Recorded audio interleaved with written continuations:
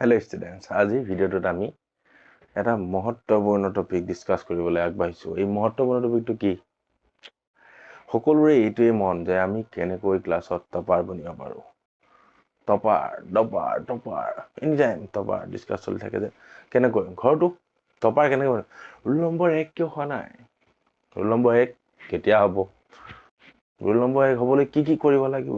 Competition কৰি আছা কাৰ লগত? ক্লাছৰ বাকি সকলৰ লগত। তোমালোকৰ সাপোজ তোমালোকৰ ক্লাছত 20টা ল'ৰা 20টাৰ লগত কম্পিটিশন কৰি আছা না তুমি কৰি আছা কিন্তু 20টাৰ লগত কম্পিটিশনে তোমাক সকলো দি দিব নেকি? প্ৰশ্নটো হ'ল এইটো 20টাৰ টপাৰ হৈ তুমি জীৱনটো টপাৰ হৈ যোৱাতে পাবা নেকি?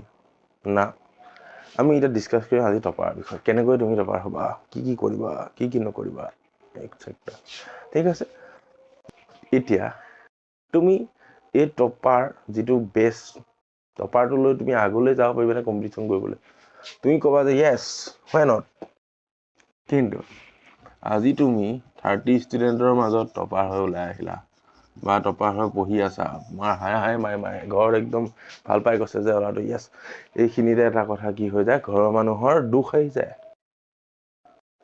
তুমি অকল কি স্কুলত 30 ষ্টুডেন্টৰ লগত কম্পিটিশন কৰিবলৈ জন্ম লৈছা নেকি নে তোমাৰ এই 30 ষ্টুডেন্টৰ ওপৰত নিৰ্ভৰ কৰি তোমাৰ ভৱিষ্যতটো নিৰ্ভৰ হ'ব নহয় কিয়নো কিমান ষ্টুডেন্টস আছে আজি তুমি 9 লৈ চোৱা 9th লৈ তুমি এই 30 ষ্টুডেন্টৰ লগত কম্পিটিশন কৰি আগবাঢ়ি আহিছা টপাৰ হৈছা 10thটো বছৰিকা পৰীক্ষালৈকে তুমি 10th ষ্টুডেন্টৰ লগত কম্পিটিশন কৰি দিলা যে yes I am the topper মোৰ 87 90% মজা আহি গ'ল মোৰ লগত ধৰি লওক কম্পিটিশন দিব পৰা নাই মই জানো মই পাৰিছো কিন্তু কথাটো এড হৈ যাব যে এতিয়া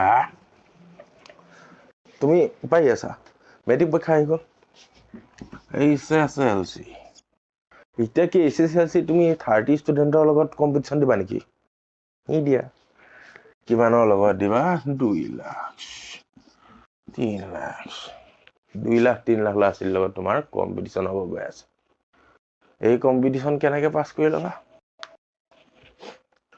তেতিয়া কি হয় কম্পিটিশনত ভাগ লবলৈ তোমাৰ এভাৰেজ এটা চোৱা যায় এই 2 লাখ ষ্টুডেন্টৰ ভিতৰত এটা এভাৰেজ থাকে নহয় যে তুমি যেটো 30 ষ্টুডেন্টৰ মাজত টপাৰ হৈ আছিলা সেই টপাৰটো কামত আহিব নাহা নহয় কিন্তু সেই টপাৰটো এই 2 লাখৰ মাজত বিলীন হৈ যাব বিলীন মানে কি 2 লাখ ষ্টুডেন্টৰ মাজত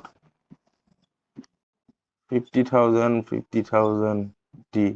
50 এনেকুৱা ষ্টুডেন্ট আহি যাব নহয় হয় নহয় তাৰে তুমি তোমাৰ স্কুলত যদি ইমানখিনি এভাৰেজলৈহে ষ্টুডেন্ট আছিল পঢ়া শুনা তুমি এইখিনিৰ মাজতহে টপাৰ হৈ আছিলা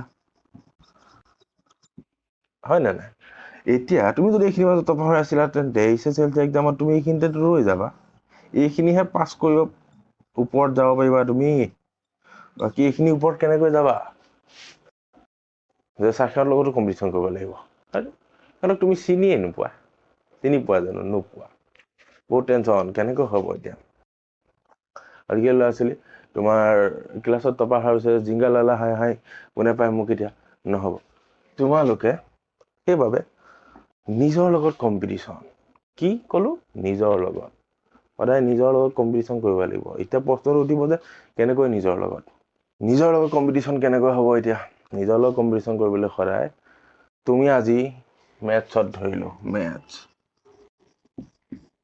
90 পাইছা নিজৰ লগত কম্পিটিশন কৰা তুমি ৰোল নম্বৰ 1 2 জি নহওক এইবিলাক মই মেটাৰ নকৰো তুমি 90 পাইছা নেক্সট পৰীক্ষাত তুমি অলপ কম্পিটিশন কৰিবা নিজৰ লগত যে মই কেনেকৈ 90 পৰা ওপৰত যাব 95 100 কেনেকৈ পাস কৰিব পাৰো নেক্সট তুমি 95 পালা আকৌ কম্পিটিশন নিজৰ লগত কিমানলে 100 লৈ 100 পাই গলা এবাৰ তুমি কম্পিটিশন শেষ নেকি না 100 কিমানত পাইছা তুমি 3 hours 100 marks পালা কৰিলা ফাৰ্স্ট কেনেকৈ ফাৰ্স্ট কেনেকৈ 230 হাফ এন আৱাৰ তুমি কি কৰিব পাৰা চাব পাৰা বহিখন যে শুদ্ধ ধুনীয়া কি অকল ভুল হৈছে নেকি টাইমিং বাছি গ'ল এনেদৰে যদি তুমি কম্পিটিশ্যনটো নিজৰ লগত আগবঢ়াই লৈ গৈ থাকা, তেতিয়া যিমানবিলাক বাকীবিলাক আছে তল পৰি গৈ থাকিব। এনেদৰেতো ল'ৰা ছোৱালীবিলাক ষ্টেণ্ড কৰিব, কিবা কৰিব, নিজৰ লগত কম্পিটিশ্যন সদায়, লোকৰ লগত নহয়। লোকৰ লগত কম্পিটিশ্যন হ'লে কি হ'ব? সি যদি পঢ়া বাদ দিয়ে, তোমাৰ পঢ়া বাদ দিয়া হৈ যাবচোন। আজি সি 100 ভিতৰত 30 পাইছে, তুমি 31 পোৱা, টপাৰ। সেইটো টপাৰ নহয়। নিজৰ লগত কম্পিটিশ্যন কৰা, নিজৰ মনটোৰ লগত, মাইণ্ডৰ লগত খেলা। এভাৰেজ ষ্টুডেণ্ট আজি শুই উঠা, ৰাতিপুৱা মৰ্ণিং ছেশ্যনটো ধৰিলা, ৰাতিপুৱা শুই উঠিবলৈ 6টা বজাত উঠিম, ৰাতিপুৱা ভাবি লয়, ৰাতি শোৱাৰ আগত ভাবি লয় 6টাত উঠিম, এলাৰ্ম বাজি থাকে, খবৰেই নাই। এলাৰ্ম অফ কৰি ভাবে যে আৰু 2 মিনিট শুই লওঁ, শুই 2 মিনিট নহয়, সেয়া গৈ 1 ঘণ্টা হৈ গ'ল।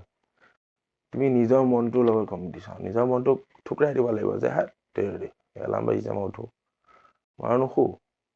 কিন্তু মনটোৱে কি কৈ যাওঁ, অকণমান শুই লোৱা না প্লিজ, নুশু মই। বুজিলাতো? নিজৰ লগত কম্পিটিশ্যন কৰিলে সদায় আগবাঢ়ি যাবা। এভৰি ছাবজেক্ট, এভৰি টাইম তুমি নিজৰ লগত কম্পিটিশ্যন কৰা। আজি তুমি 2 ঘণ্টা পঢ়িব পাৰিছা, কাইলৈ 2 ঘণ্টা 10 মিনিট পঢ়া। টপাৰৰ বিশেষভাৱে এনেকুৱা একো নাই। নিজৰ লগত কম্পিটিশ্যন কৰা, সদায় নিজেতো আজি অংক কৰিব পাৰিছা, কাইলৈ তাৰ 2টা কৰিব পাৰিছা, কাইলৈ তাৰ একে এক্সাৰচাইজ 3টা কৰিব পাৰিছা। এনেকৈ ডেভেলপিং, নিজৰ লগত ডেভেলপ কৰা। আজি তুমি 9 ক্লাছৰ মই পঢ়াওঁ, সকলো ক্লাছৰ পঢ়োৱা নাই এতিয়ালৈ। 9 ক্লাছৰ তুমি আজি 100ৰ ভিতৰত 90 পাইছা, কিন্তু বেলেগ মৰিগাঁৱত পাইছা, নগাঁৱত, ধেমাজিত, তিনিচুকীয়া, বেলেগ ষ্টুডেণ্ট চোৱাচোন, একেখন পেপাৰে যদি দিয়ে 100 পাইছে। কম্পিটিশ্যনটো তুমি 30 জনৰ লগত কৰি আছা, তেওঁ নহ'ব, গোটেই ষ্টেটৰ লগত কম্পিটিশ্যন চলাব লাগিব। চলাবলৈ তুমি সকলোকে চিনি নোপোৱা, সকলোৱে নম্বৰ নাজানা, কিন্তু যিহেতু তুমি বিলাক একো নাজানা, নিজৰ লগত কম্পিটিশ্যন কৰা, ডেভেলপিং নিজৰ লগত কৰি থাকা, তেতিয়া বাকীবিলাক চব নিজে ডাউন টু আৰ্থ হৈ যাব, তুমি ওপৰলৈ হৈ যাবা, চব তললৈ গুচি যাবা আৰু তুমি নিজে ওপৰলৈ। ঠিক আছে? ইমান বেছিক এইবিলাক বেছিক হিচাপে জ্ঞান লোৱা, এইবিলাক বেছি হাই কোৱালিটি মটিভেশ্যন দিটো লাভ নাই। মটিভেশ্যন কি?